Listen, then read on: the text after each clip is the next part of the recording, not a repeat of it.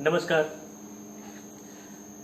इस वीडियो में हम डिस्कस करेंगे रजिस्टर का तीसरा इंपॉर्टेंट टाइप, जिसका नाम है parallel in serial out.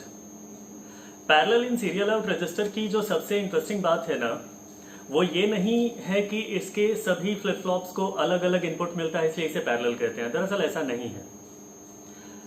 Parallel in serial out register में पैरेलल इन का मतलब ये है कि सभी फ्लिप फ्लॉप्स को दो चॉइसेस मिलती हैं इनपुट की। पहली चॉइस होती है कि वो पिछले फ्लिप फ्लॉप का आउटपुट इनपुट के रूप में पा जाए या फिर उसे एक फ्रेश इनपुट दिया जाए।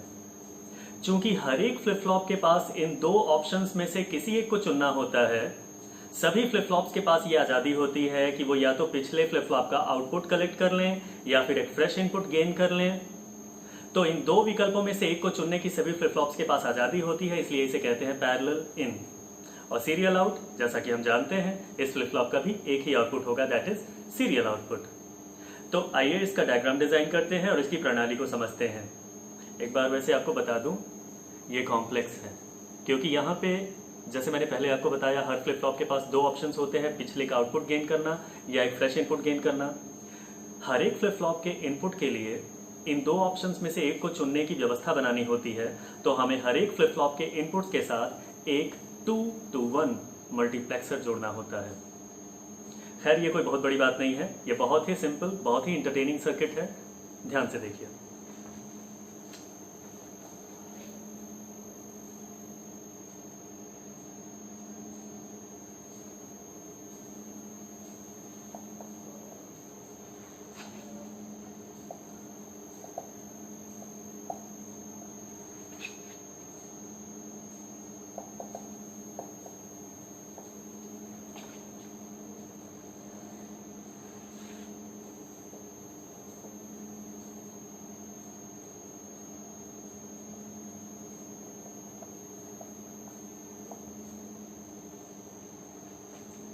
तो जैसा कि ये 4-बिट PISO रजिस्टर है, हमें इसके लिए भी चार फ्लिप फ्लॉप चाहिए होंगे।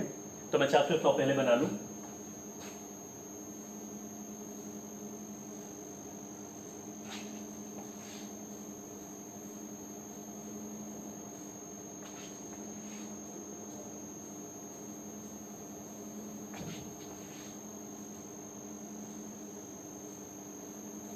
अगर आप ध्यान दें तो मैंने ये सारे डी फ्लिप फ्लॉप्स थोड़े नीचे बनाए हैं क्योंकि यहां ऊपर के एरिया में हमें मल्टीप्लेक्सर ऐड करने होंगे, जैसे मैंने आपको पहले बताया था। तो आगे बढ़ते हैं।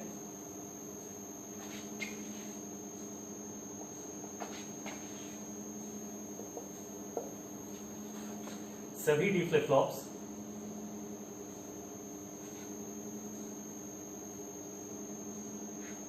ये लाइनें होल्ड करते हैं, तो मैं ये लाइनें बना ले रहा हूं।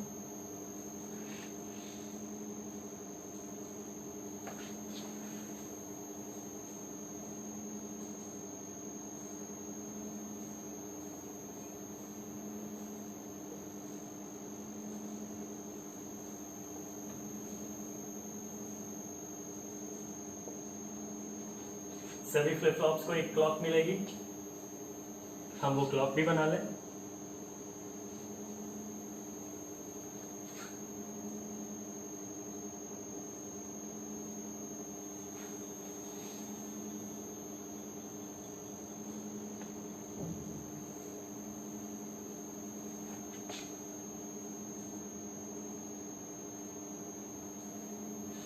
तो ये मैंने सभी फ्लिप फ्लॉप्स को एक कॉमन क्लॉक से जोड़ दिया है और उनके डी और क्यू लाइंस को तैयार कर दिया है।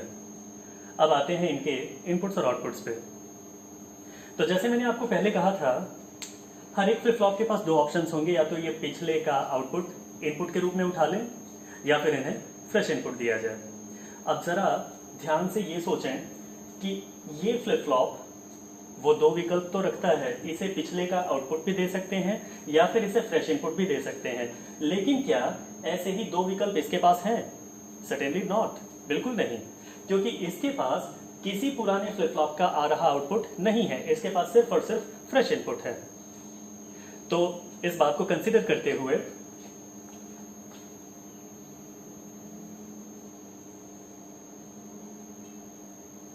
हमने इसे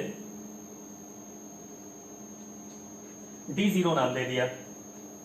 अब मैं बाकियों के लिए व्यवस्थाएं करता हूं। आप समझ रहे होंगे, जैसा मैंने कहा था, पिछले का आउटपुट या फ्रेश इनपुट, इन दोनों में से एक विकल्प इसे चुनना होता है। तो यहां दरअसल हम एक मक्स बनाते हैं, मल्टीप्लेक्सर, जिसमें दो चीजें जा रही होंगी,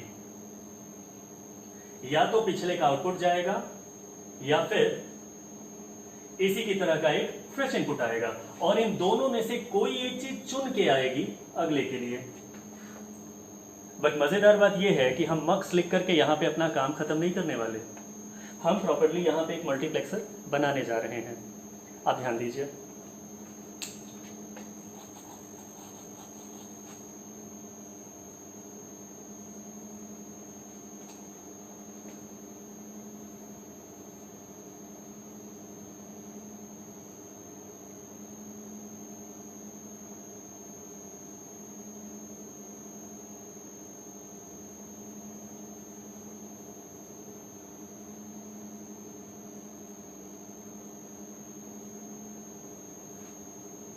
अगर आप पहचान पा रहे हो तो ये वो और गेट है जो मल्टीप्लेक्सर का सबसे आखिरी गेट होता था।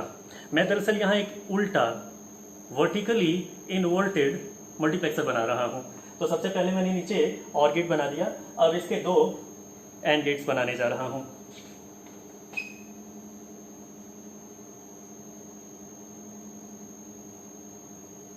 ये मैंने दो एंड गेट्स बना दिए। हम जानते हैं मल्टीप्लेक्सर में दोनों एंड गेट्स दो इनपुट्स लेकर के आते हैं और उन दोनों से किसी एक को ये और गेट चुनता है। तो मैंने इस राइट वाले एंड गेट को इसकी तरफ एक फ्रेश इनपुट दे दिया D1, और लेफ्ट वाले को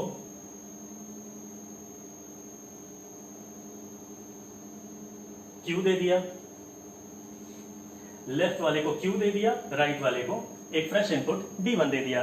अब बात यह है इन दोनों में से किसी एक को सिलेक्ट करके अगली लाइन पे लाया कैसे जाएगा, तो हमें इसके लिए चाहिए सिलेक्टर्स। अगर आप याद करें मल्टीप्लेक्सर में सिलेक्टर्स की संख्या कितनी होती थी, इसके लिए हमने कुछ फॉर्मूलेशन समझा था। एक मल्टीप्लेक्सर की साइज होती है 2 to the power n से 1 लाइन बनाने की।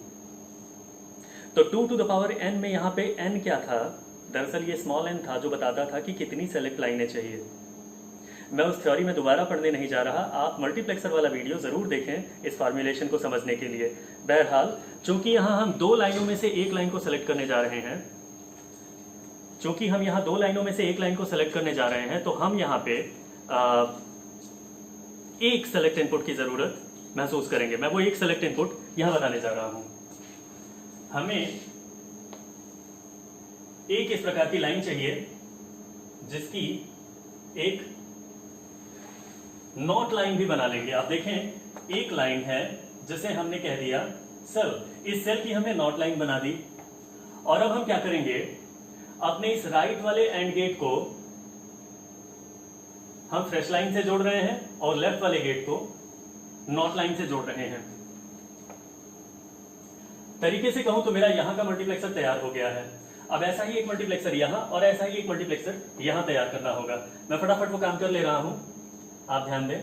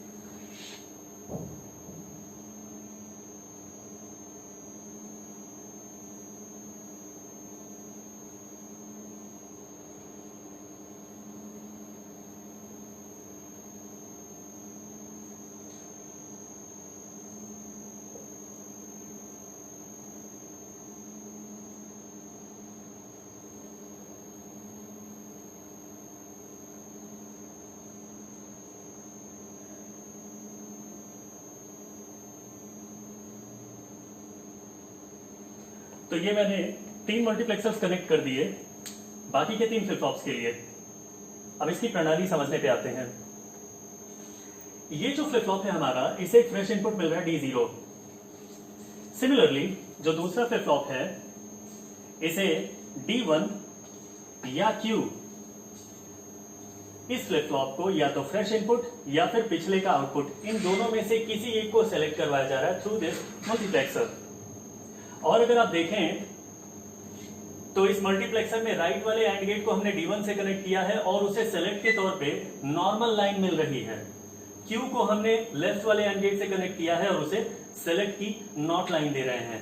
तो बहुत आसान है इस बात को समझ लेना कि अगर हम सेलेक्ट को 0 रखते हैं तो नॉर्मल लाइन पे 0 गया, यानी कि कोई भी फ्रेश इनपुट अगले फ्लिप फ्लॉप्स के लिए नहीं जाएगा। सबके Q आउटपुट्स इनपुट्स के रूप में प्रवेश करेंगे। और अगर हमने सेल को 1 रखा तो इसकी नॉर्मल लाइन पे 1 जाएगा, नॉट लाइन पे 0 जाएगा, यानी नॉट लाइन के कनेक्शन जहां जहां है वहां से कोई चीज पास नहीं होगी, सबके लिए फ्रेश इनपुट्स पास करेंगे। तो तरीके से अगर मैं आसान भाषा में बात करूं तो सेल को अगर हमने 0 रखा तो सभी फ्लिप फ्लॉप्स को फ्रेश इनपुट्स मिलेंगे। इसे D0 मिलेगा, इसे D1 मिलेगा, इसे D2 मिलेगा, उसे D3 मिलेगा। और नहीं, यहां माफ करिए, यहां थोड़ी सी गलती हो रही है। अगर हमने सेल को 0 रखा है तो चूंकि नॉट लाइन पे 1 बन रहा होगा, इसका मतलब सभी फ्लिप फ्लॉप्स अपने पिछले आउटपुट को प्रोसीड कर रहे होंगे अगले फ्लिप फ्लॉप के इनपुट के रूप में। और अगर हमने सेल को 1 कर दिया तो इसकी नॉर्मल लाइन पे 1 जाने लगा, यानी नॉर्मल लाइन पे कनेक्शन जहां जहां है वहां से इनपुट्स आने लगेगा और सभी फ्लिप फ्लॉप्स को फ्रेश इनपुट मिलने लगेगा। तो बहुत आसान वे में अगर मैं कहूं तो जिस तरीके से ये सर्किट यहां बना है, अगर हमने सेल को 0 रखा तो सभी अगले फ्लिप फ्लॉप पिछले फ्लिप फ्लॉप के आउटपुट को आगे बढ़ाएंगे। और अगर मैंने सेल को 1 कर दिया तो सभी flip flops fresh input gain करने लगेंगे। तो ये है इस रजिस्टर का इनपुट का पैरेललिज्म।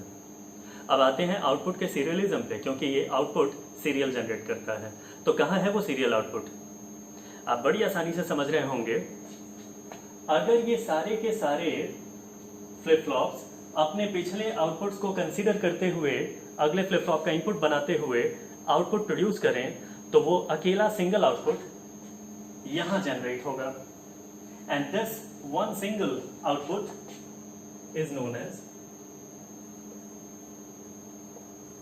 Serial output. तो ये था parallel in serial out register. Hopefully ये आपको समझ में आ गया होगा। कॉम्प्लेक्स सर्किट जरूर है, लेकिन इसे समझना मुश्किल नहीं है। Thank you.